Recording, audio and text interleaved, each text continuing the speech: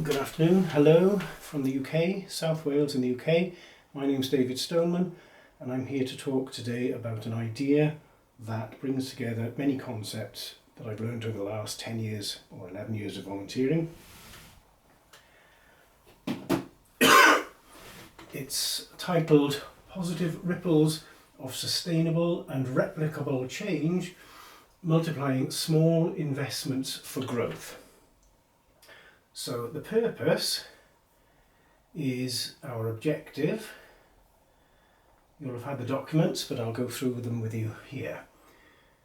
We want to use our current resources to make a wider impact through learning, sharing, capacity building and replication.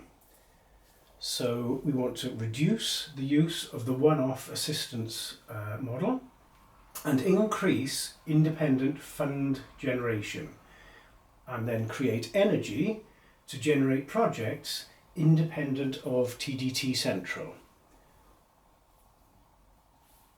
What are our current constraints? Well, lack of sufficient volunteers, administration costs, which obviously we want to keep to a minimum, and expanding the TDT income is challenging. So these are our constraints.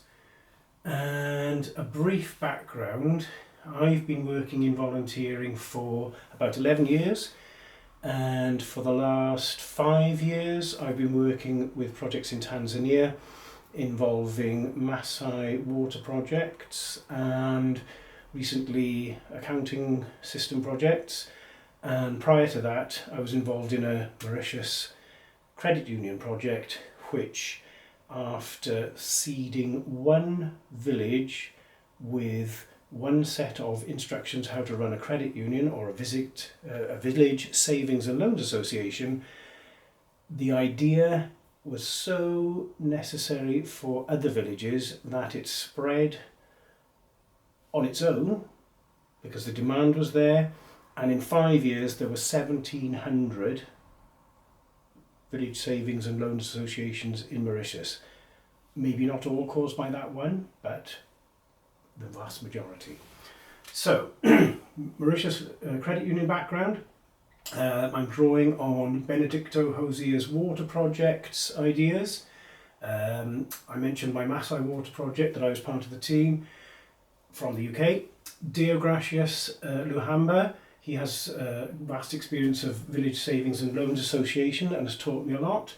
A guy called Rojas Kasiome and Teravale Aramu, large-scale poultry projects. Lots of information given to me on that in terms of income generation. And Victor Mushi's high-value-added sunflower seed oil press project.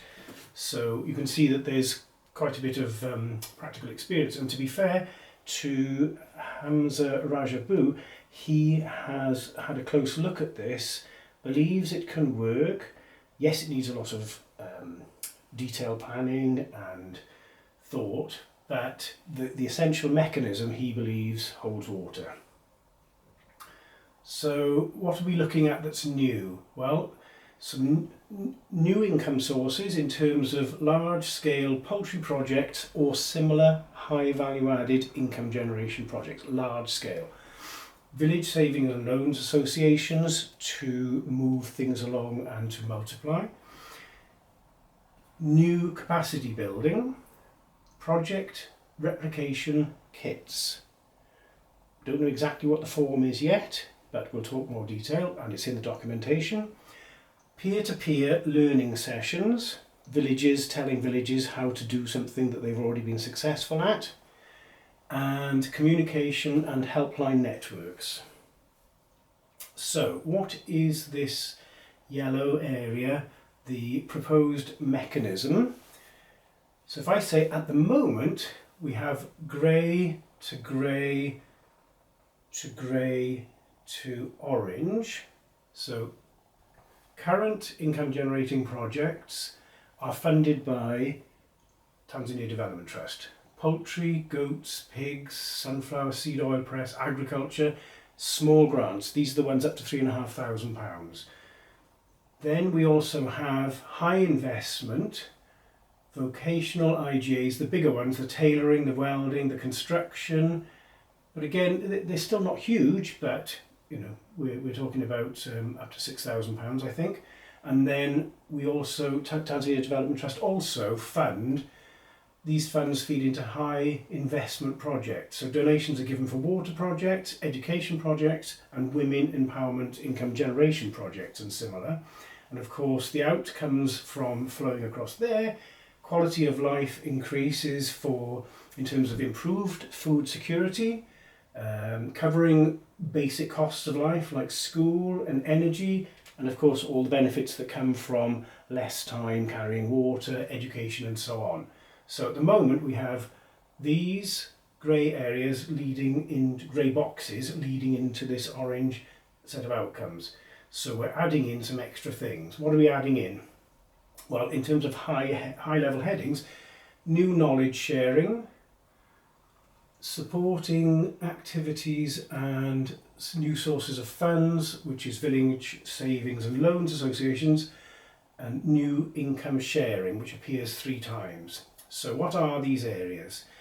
The simplest one to describe is, and I think of this in terms of a money multiplier. This whole model is about money multiplier. TDT put in £220,000 a year, projects happen, they don't stop, but as far as TDT is concerned, the fund stream provides a benefit and then we see an end. So it's like the fisherman, the model of give the man the fishing rod and he can fish for the rest of his life. Yes, but what if that fishing rod could be made from local materials, and that guy had to agree, or woman had to agree, that when they'd had their fishing rod and they'd used it effectively for 2 or 3 months, they had to make another one from local materials and go to the next village and show them that they could do that as well. And then their agreement is to do the same thing in a chain.